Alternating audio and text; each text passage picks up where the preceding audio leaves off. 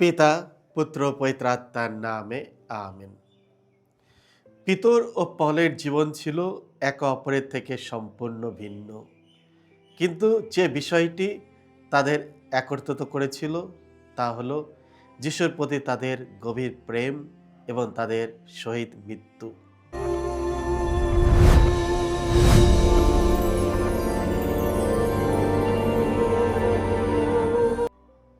খ্রিস্টে আমার পরম প্রিয়জনেরা, আজ জুন মাসের 29 তারিখ, সাধারণকালের ত্রয়োদশ সপ্তাহ, সোমবার।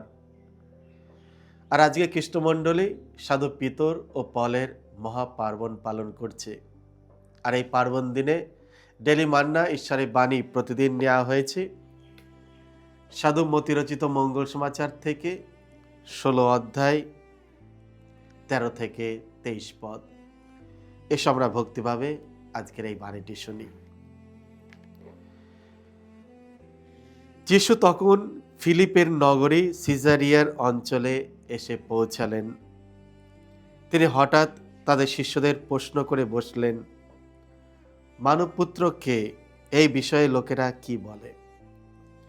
তারা উত্তর দিলেন, কেউ বলে তিনি দীক্ষাগুরু যোহন, কেউ বলে তিনি এলিয়, আবার কেউ বলে তিনি জেরেমায়া ও প্রবক্তাদের মধ্যে একজন। তখন যিশু বললেন, আর তোমরা? আমি কে এই বিষয়ে তোমরাই বা কি বলো? সিমন পিতর তখন উত্তর দিলেন, আপনি তো স্বয়ং খ্রিস্ট, জীবনময় ঈশ্বরের পুত্র। উত্তরে যিশু বললেন, জোনার ছেলে সিমন, ধন্য তুমি, কারণ রক্ত মাংসের মানুষ তো নও, স্বর্গ বিরাজমান আমার পিতায় তোমার কাছে এই সত্য প্রকাশ করেছেন। আর আমি তোমাকে বলছি, তুমি তো পিতর, অর্থাৎ পাথর, আর এই পাথরের ওপরই আমি আমার মণ্ডলী গড়ে তুলব। অধলোকের শক্তি তাকে কোনোদিন পরাভূত করতে পারবে না। আমি স্বর্গরাজ্যের চাবিকাঠি তোমারই হাতে তুলে দেব। পৃথিবীতে তুমি যা কিছু বেঁধে রাখবে, স্বর্গেও তা বেঁধে রাখা হবে, আর পৃথিবীতে তুমি যা কিছু বাঁধন খুলে দেবে, স্বর্গেও তার বাঁধন খুলে দেওয়া হবে। তারপর তিনি শিষ্যদের দৃঢ়ভাবেই আদেশ দিলেন, তিনি যে খ্রিস্ট এই কথা তারা যেন কাউকেই না বলেন। এই সময় থেকেই যিশু তার শিষ্যদের বোঝাতে লাগলেন যে তাকে জেরুজালেমে যেতে হবে, আর সেখানেই প্রবীণদের হাতে, প্রধান যাজকদের ও শাস্ত্রীদের হাতে তাকে বহু যন্ত্রণা ভোগ করতে হবে, তাকে নিহত হতে হবে, তারপর তৃতীয় দিনে তাকে পুনরুত্থিত হতে হবে। তখন পিতর তাকে এক পাশে নিয়ে গিয়ে অনুযোগ করতে লাগলেন। তিনি বললেন, প্রভু ঈশ্বর করুন, আপনার অমনটি যেন কখনো না হয়। না না, অমনটি আপনার ঘটবেই না। কিন্তু যিশু তখন ফিরে দাঁড়িয়ে পিতরকে বললেন, আমার সামনে থেকে দূর হও শয়তান, তুমি আমার পথের বাধা। তোমার এই যে ভাবনা, এ তো মানুষেরই ভাবনা, ঈশ্বরের নয়। এই হলো প্রভু যিশুর মঙ্গল সমাচার। প্রভু যিশু তোমার মহিমা প্রচারিত হোক। সাধু পিতর ও পল। খ্রিস্টে আমার পরম প্রিয়জনেরা, আজ খ্রিস্টমণ্ডলী দুইজন মহান সাধুর পার্বণ পালন করছে, সাধু পিতর এবং সাধু পল। সাধু পিতর, যিনি সিমন পিতর নামেও পরিচিত, বেথসাইদা শহরে জন্মগ্রহণ করেছিলেন। তিনি ছিলেন যিশুর প্রথম নির্বাচিত শিষ্যদের মধ্যে একজন, এবং যিশু তাকে 12 জন প্রেরিতদের নেতা হিসাবে নিযুক্ত করেছিলেন। ক্যাথলিক বিশ্বাস অনুযায়ী তিনি রোমান ক্যাথলিক চার্চের প্রথম পোপ। যিশু যখন বলেছিলেন, তুমি পিতর, আর এই পাথরের ওপরেই আমি আমার মণ্ডলী নির্মাণ করব, সেই কথার মাধ্যমে যিশুই তাকে মণ্ডলীর ভিত্তি ও নেতৃত্ব দায়িত্ব দিয়েছিলেন। সাধু পল, তিনি যিশুর পার্থিব জীবনের সময় তাকে সরাসরি দেখেনি, কিন্তু দামাস্কাসের পথে তিনি যিশুর সঙ্গে এক গভীর সাক্ষাৎ লাভ করেন। সেই ঘটনা শোলের জীবনকে সম্পূর্ণ পরিবর্তন করে তাকে পলে পরিণত করে। পিতর ও পলের জীবন ছিল একে অপরের থেকে সম্পূর্ণ ভিন্ন, কিন্তু যে বিষয়টি তাদের একত্রিত করেছিল তা হলো যিশুর প্রতি তাদের গভীর প্রেম ও তাদের শহীদ মৃত্যু। পিতর ক্রুশবিদ্ধ হয়ে এবং পল তরবারির আঘাতে শিরচ্ছেদ হয়ে প্রভুর জন্য তাদের জীবন উৎসর্গ করেছিলেন। তারা হলেন খ্রিস্টীয় মণ্ডলীর দুই মহান স্তম্ভ।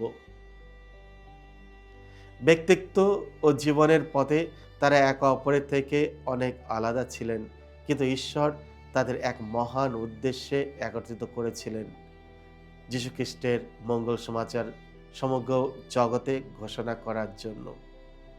আজকের পবিত্র মঙ্গল সমাচারে যীশু তার শিষ্যদের একটি গুরুত্বপূর্ণ প্রশ্ন করেন, মানবপুত্র কে? এই বিষয়ে লোকেরা কি বলে?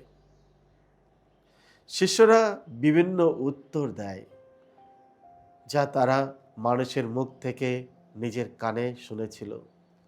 কেউ বলে তিনি দীক্ষাগুরু যোহন, কেউ বলে তিনি এলিয়, আবার কিছু লোক বলে তিনি জেরেমায়া বা প্রবক্তাদের মধ্যে একজন। তারপর যিশু তাদের ব্যক্তিগতভাবে প্রশ্ন করেন, আর তোমরা? আমি কে? এই বিষয়ে তোমরাই বা কি বলো? এই প্রশ্ন শুধু পিতর ও পেরদূতদের জন্য নয়, এটি আজও প্রত্যেক খ্রিস্ট বিশ্বাসীদের জন্য একটি প্রশ্ন। সত্যিই যিশু কে? যিশু কে আমার জীবনে? আমরা তার সম্বন্ধে কতটা জানি? আমাদের বিশ্বাস শুধুমাত্র যিশুর সম্বন্ধে কিছু তথ্য জানা নয়, বরং তাকে ব্যক্তিগতভাবে জানা, তার ওপর বিশ্বাস রাখা এবং নিজের জীবন তাকে সমর্পণ করা। পিতর উত্তর দেয়, আপনি তো স্বয়ং খ্রিস্ট, জীবনময় ঈশ্বরের পুত্র। এই বিশ্বাসের ঘোষণা মণ্ডলের ভিত্তি হয়ে ওঠে। যিশু পিতরকে বললেন, জোনার ছেলে শিমোন, ধন্য তুমি, কারণ রক্ত মাংসের মানুষ তো নও, স্বর্গে বিরাজমান আমার পিতাই তোমার কাছে এই সত্য প্রকাশ করেছেন। পিতরের বিশ্বাস ছিল ঈশ্বরের দান। যদিও পিতর নিখুঁত মানুষ ছিলেন না, তার অনেক দুর্বলতা ছিল। কখনো তিনি সাহস দেখিয়েছেন, আবার কখনো দুর্বল হয়েছেন। তিনি যিশুকে মসিয়া বলে ঘোষণা করেছিলেন, আর সেই একই পিতর পরে যিশুর দুঃখভোগের সময় 3 বার তাকে অস্বীকারও করেছিলেন। তবু যিশু তাকে প্রত্যাখ্যান করেননি। পুনরুত্থানের পরে যিশু পিতরকে পুনরায় গ্রহণ করেন এবং তাকে দায়িত্ব দেন, আমার মেজদের চড়াও, অর্থাৎ মণ্ডলীকে পরিচালনা করার দায়িত্ব তার উপর ন্যস্ত করেন। এর মাধ্যমে আমরা একটি গুরুত্বপূর্ণ সত্য শিখি, ঈশ্বর নিখুঁত মানুষকে ডাকেন না, বরং তিনি সাধারণ মানুষকে তার প্রেমের যন্ত্রে পরিণত করেন। পিতরের মহত্ব এই নয় যে তিনি কখনো ভুল করেননি, বরং তিনি ঈশ্বরের করুণার বিশ্বাস রেখে আবার উঠে দাঁড়িয়েছিলেন। যিশু পিতরকে বললেন, তুমি পিতর, অর্থাৎ এই পাথরের ওপর আমি আমার মণ্ডলী গড়ে তুলব। এই পাথর মানুষের শক্তি নয়, খ্রিস্টের প্রতি বিশ্বাস। মণ্ডলী মানুষের ক্ষমতার ওপর নয়, বরং স্বয়ং খ্রিস্টের ওপর প্রতিষ্ঠিত। আজ আমরা সাধু পলকেও স্মরণ করি। পিতর যেমন মণ্ডলীর ঐক্য ও ভিত্তির প্রতীক, তেমনি পল হলেন মঙ্গল সমাচার প্রচারের মহান প্রেরিত। একসময় তিনি খ্রিস্টানদের নির্যাতন করতেন, কিন্তু পুনরুত্থিত খ্রিস্টের সাক্ষাৎ পাওয়ার পর তার জীবন সম্পূর্ণ পরিবর্তিত হয়ে যায়। সাধু পল সকল জাতির কাছে মঙ্গল সমাচার বহনকারী মহান দূত হয়ে ওঠেন। পল আমাদের শেখান যে ঈশ্বরের অনুগ্রহের বাইরে কেউ নয়। যখন খ্রিস্ট আমাদের জীবনে প্রবেশ করে, তখন আমাদের অতীত নয়, বরং ঈশ্বরের পরিকল্পনায় আমাদের ভবিষ্যৎ নির্ধারণ করে। সাধু পিতর ও পল আমাদের শিষ্যত্বের দুটি গুরুত্বপূর্ণ পথ দেখায়। পিতর আমাদের শেখায় বিশ্বাস, বিনয় এবং খ্রিস্টমণ্ডলীর সঙ্গে ঐক্যে থাকার শিক্ষা। আর সাধু পল আমাদের শেখান সাহস, আত্মনিবেদন এবং মঙ্গল সমাচার প্রচারের দায়িত্ব। খ্রিস্ট আমার পরম প্রিয়জনেরা, আজ যিশুর সেই প্রশ্ন আমাদের কাছেও আসে, আমি কে? এই সম্বন্ধে তুমি কি বলো?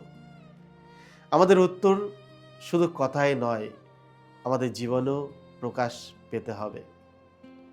যদি যিশু সত্যিই আমাদের প্রভু হন, তাহলে আমাদের পরিবার, আমাদের সিদ্ধান্ত, সম্পর্ক এবং অন্যদের প্রতি সেবা সব কিছুর মধ্যে তার উপস্থিতি দেখা যাবে।